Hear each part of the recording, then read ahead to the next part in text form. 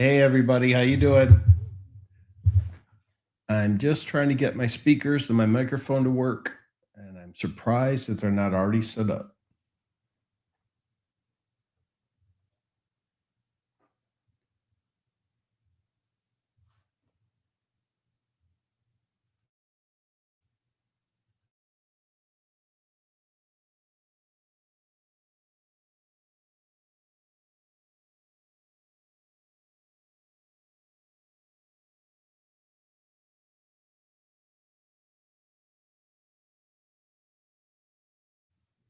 Let's see if that made a difference. Hopefully you can hear me.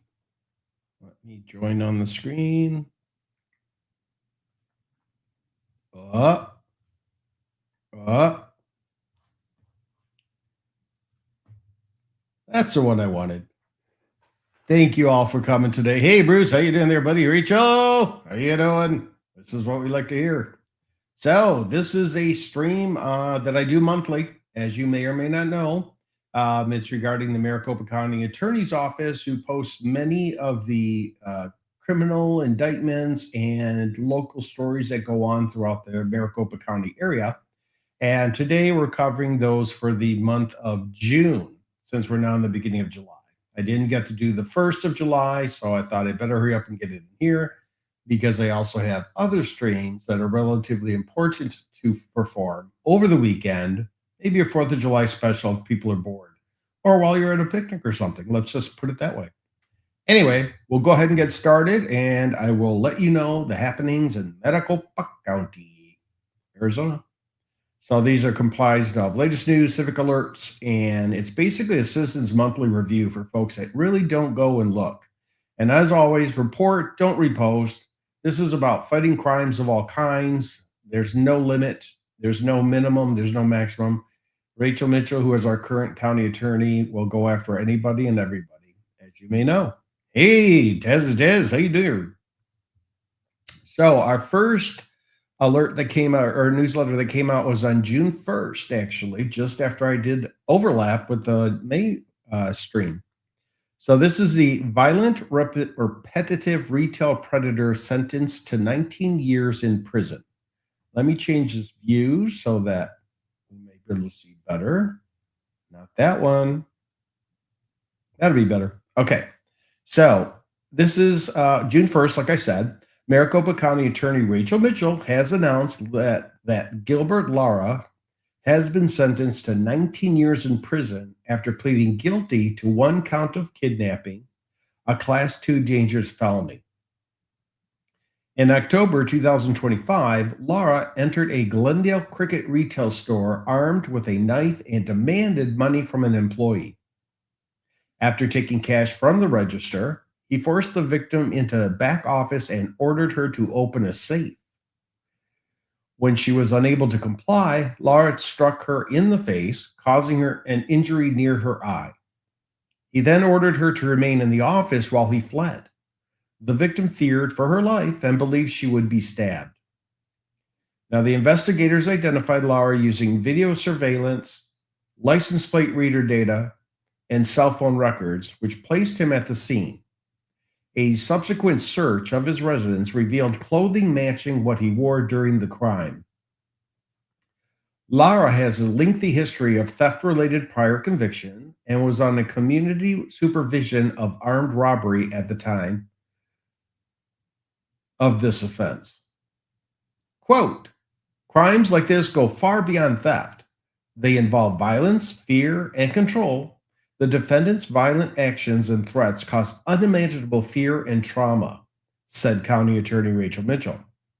This 19-year prison sentence holds him accountable for the harm he caused. We also commend the courage and resilience the victim showed throughout this case.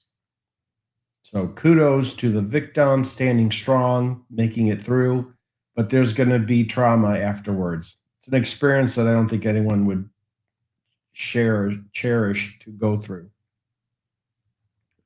Here you go.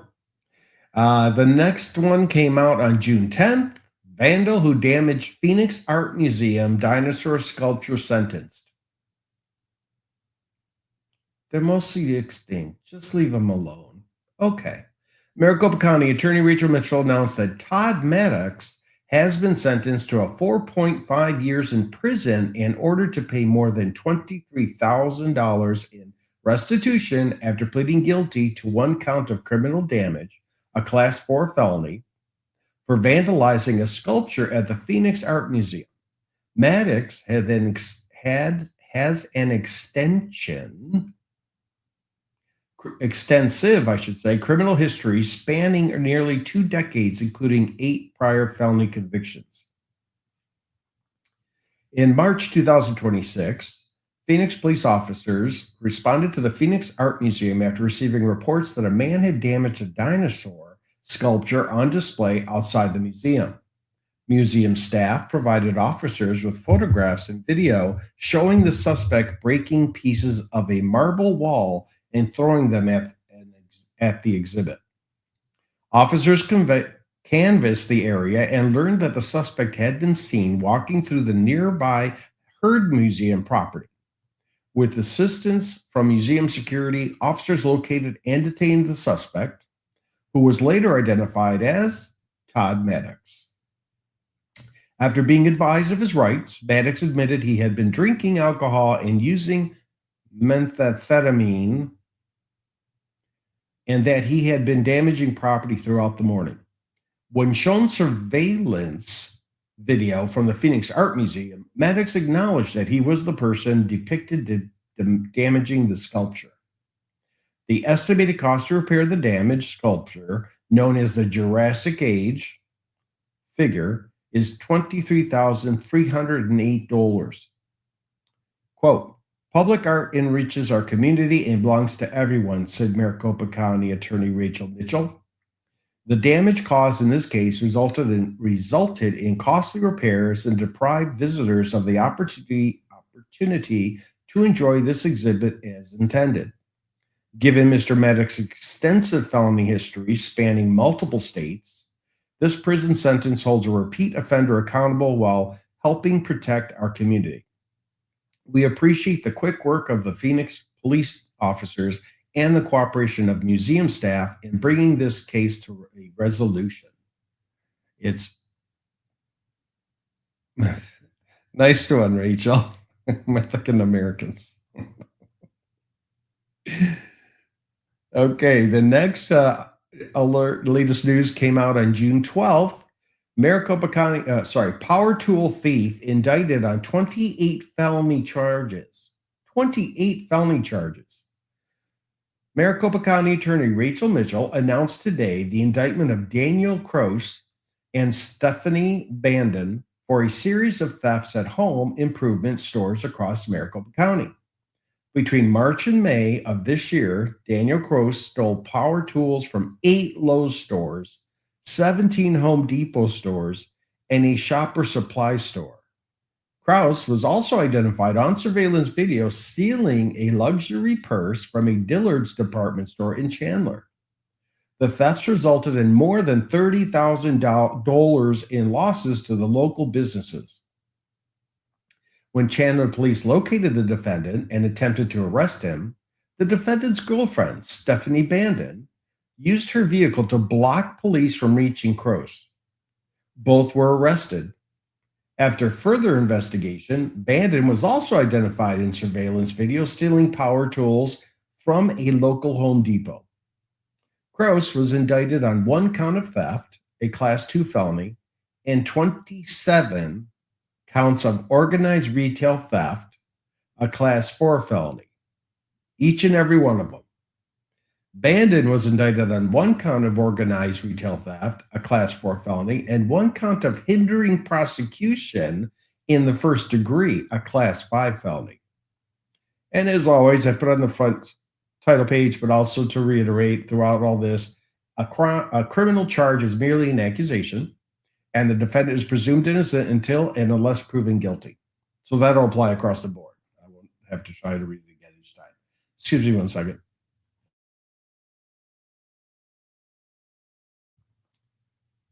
Dry throat here in Arizona. Dry throat. Okay, the next one is June 17th posting. Suspects indicted in violent home invasion in Chandler. Hey, Naved, how you doing there? Yes, Sheriff Joe, you're right. Let's see. Suspects indicted in violent home invasion in Chandler. 3 other men are charged for trying to help them leave the country. Maricopa County Attorney Rachel Mitchell announced today that Jesus Sandoval, Jorge Gerardo Martinez, and Kevin Tristan have been indicted for a home invasion in Chandler. Additionally, Sandoval and Gerardo Martinez were indicted for an armed robbery that happened beforehand. On June 6th, a rideshare driver was picking up passengers near Elliott Road and Arizona Avenue. They got into an argument, and the rideshare driver was hit with a gun and robbed. Shortly after, Chandler police received a call about a nearby home invasion. An elderly man was reportedly pistol whipped, and his daughter was shot. Gerardo Martinez and Tristan are charged as adults. Sandoval and Gerardo Martinez were indicted on the following charges: 2 counts of armed robbery, a Class 2 dangerous felony; 2 counts of aggravated robbery, a Class 3 dangerous felony; 3 counts of aggravated assault, a Class 3 dangerous felony; and 1 count of burglary in the first degree, a Class 2 dangerous felony. Gerardo Martinez is charged with an additional count of misconduct involving weapons, a Class 4 felony. Tristan is charged with the following: 1 count of burglary in the first degree, a Class 2 dangerous felony; 1 count of aggravated robbery, a Class 3 dangerous felony; and 2 counts of aggravated assault, a Class 3 dangerous felony. Those are Class 3 dangerous felonies. 3 other men, Pete Canez, Robert Rosas, and Anthony Rosas, are accused of helping 2 of the home invasion suspects to flee the country through the southern border. Each are charged with hindering prosecution in the first degree, a Class 5 felony. Being a border state here in Arizona, there's a lot of different kind of news that goes on locally that you may not know in other parts of the United States. Any border state would know what I'm talking about.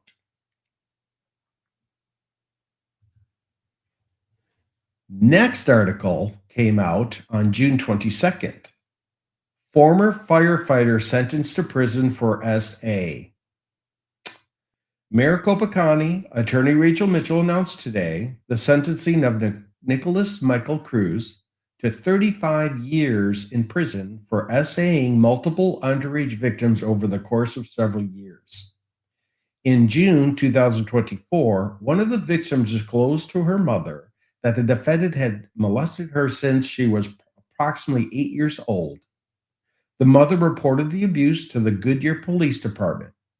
Over the course of their investigation, police discovered that between 2012 and 2024, Cruz SA'd 5 girls at several residences in Goodyear.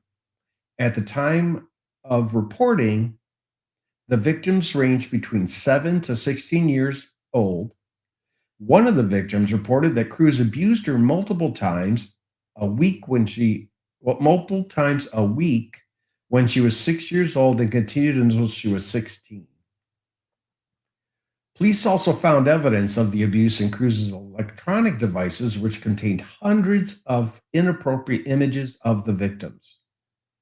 Child SA material from other unknown sources was also found in the devices. After being confronted by one of the victim's mothers, the defendant fled to California. Where have we seen that before? Goodyear police tracked him down to Palm Springs, nice, and he was extradited to Arizona. Cruz pleaded guilty to the following charges: 1 count of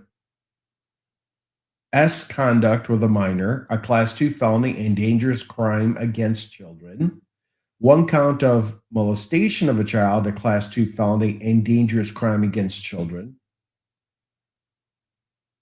1 count of attempted molestation of a child, a class 3 felony and dangerous crime against children. 1 count of SA, a class 3 felony and dangerous crime against children. 1 count of attempted exploitation of a minor, a class 3 felony and dangerous crimes against children. Quote, this defendant caused irreparable harm to 5 young girls, said County Attorney Rachel Mitchell.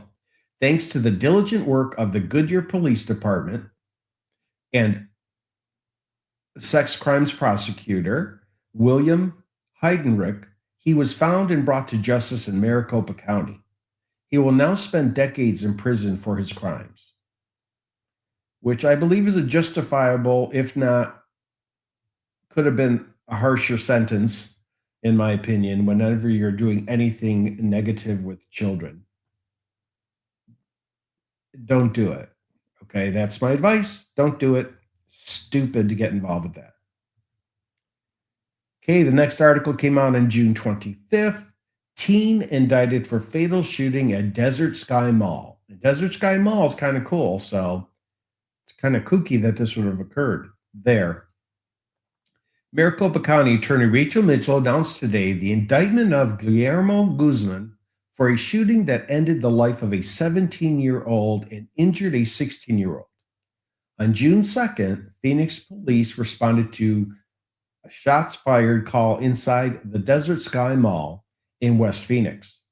According to witnesses, the 2 victims were working at a kiosk selling hats and cologne when the defendant became aggressive and began to taunt the group before shooting at them. In addition to the 2 victims who were injured, 3 other victims were also in the line of fire. After an initial investigation, Phoenix police were able to locate and arrest Guzman. Guzman, can't say that enough, was indicted on the following: 1 count of second-degree murder, a class 1 dangerous felony, 4 counts of aggravated assault, a class 3 dangerous felony, 1 count of disorderly conduct, a class 6 dangerous felony.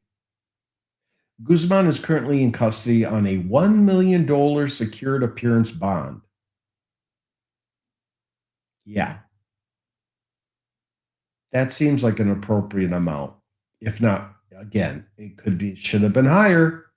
We're talking innocent victims in the way of this person doing this dastardly deed.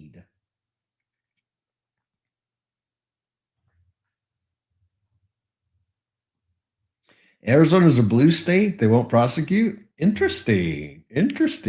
Katie Hobbs Wood. You got that right. Next one came out on June 26th. Maricopa County Attorney's Office employees earned some of Arizona's highest legal honors. Now, how nice is this? A positive one, a positive story. Oh, wrong one. Yay! Okay, that's enough. Excellence in the courtroom, compassion for crime victims, unwavering integrity, a steadfast commitment to justice. These are the qualities that define the Maricopa County Attorney's Office, also known as MCAO. And this year, MCAO employees were recognized at the Arizona Prosecuting Attorneys Advisory Council's APAAC Prosecutors Conference Awards ceremony. Where did I err? The annual ceremony was held at the Wild Horse Pass Casino in Chandler from June 17th to the 19th in this year. They needed 3 days because they were I'm sorry. Quote, I'm beaming with pride in the accolades and recognition our prosecutors and staff received from APAC. I've worked at the MCAO for nearly 35 years, and I know firsthand the demanding, arduous work they put in, day out, making our community safe and to ensure justice is served. Day in, day out to make our community safe and to ensure justice is served, said County Attorney Rachel Mitchell. These awards are a testament to the commitment we have at upholding the law and bringing peace to those who've been victimized. Another key sentence. So our first kudos go to Felony Prosecutor of the Year, Large Jurisdiction, Chris Salmons, Josh Maxwell, and James Bauman, Capital Litigation. This award recognizes exceptional felony prosecutors who work exemplifies excellence in the courtroom and an unwavering commitment to public safety and justice. Another award, David R. White Excellence in Victim Advocacy Award. Shaylee Beasley, Family Violence Bureau. Named in honor of longtime Pima County Prosecutor David R. White, this award celebrates individuals who go above and beyond to support and advocate for crime victims throughout the justice process. That is so nice to hear. Continuing on, Gerda and Kurt Klein Guardian of Freedom Award. Nathan Morales, Family Violence Bureau. Inspired by Holocaust survivors Gerda and Kurt Klein, this award honors individuals who demonstrate extraordinary ethics, professionalism, and integrity in the pursuit of justice. Service found throughout the Maricopa County Attorney's Office. Tobias Seidel's Prosecutor Lifetime Achievement Award went to Jason Kalish, White Collar and Cybercrime Bureau Chief, and Diane Greer, Family Violence Bureau. Named for longtime Arizona prosecutor Tobin Seidels, this prestigious award recognizes a distinguished career marked by leadership, public service, and an enduring dedication to the administration of justice. Now, these honors reflect the exceptional talent, professionalism, and unwavering commitment to public service found throughout the Maricopa County Attorney's Office, which is a valid point. There are a plethora more of staff members and those in the legal field, right? Lawyers and such, judges and all. But there's so many more that should get the accolade. So don't perceive these as the only ones. They all work really hard in Maricopa County. And I know that there's some people that can attest to that. Most definitively. And with that was all that came in through June. Not to say they weren't working hard on other cases, and there were big cases going on, and there's a plethora. They get approximately over 30,000 per year, I want to say on average, of cases that say, if not more, right? So they got a lot of work to do in the prosecutor's office and at the county attorney. So I want to give you kudos to everybody. Thank you so much for joining today. I appreciate your time and hanging out with me. Your views, comments, and conversations are always appreciated. And with that said, this is Hey Rob, signing off. See you later. Have a wonderful, well, I'll see you next time. I would say have a wonderful weekend or happy 4th of July, but I may be seeing you online. Wait for it. It'll be a